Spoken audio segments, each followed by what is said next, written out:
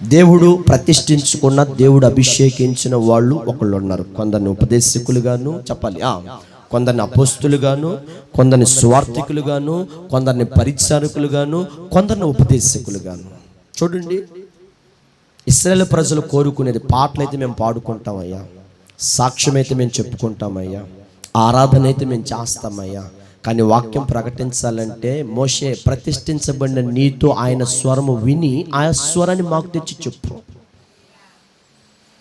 అందుకే మా వాళ్ళ చూడండి, ఇశ్రాయేలు ప్రజలందరూ కలిసి మోషే భక్తుని దగ్గర అంటున్న మాట చూడ, ఆ మాట అక్కడ మా వాళ్ళ చూడ, మా మాట అక్కడ సమస్త శరీరంలో మరి ఎవడు సజీవుడైన దేవుని స్వరము. ఏమండి, ఏ స్వరం అంటే ఇది సజీవుడైన దేవుని స్వరం. ఎప్పటికీ దేవుడు సజీవుడు అంటానికి ఉదాహరణ ఏంటి? ఆయన స్వరం నా దగ్గరికి వస్తుంది. హల్లెలూయా, హల్లెలూయా, హల్లెలూయా.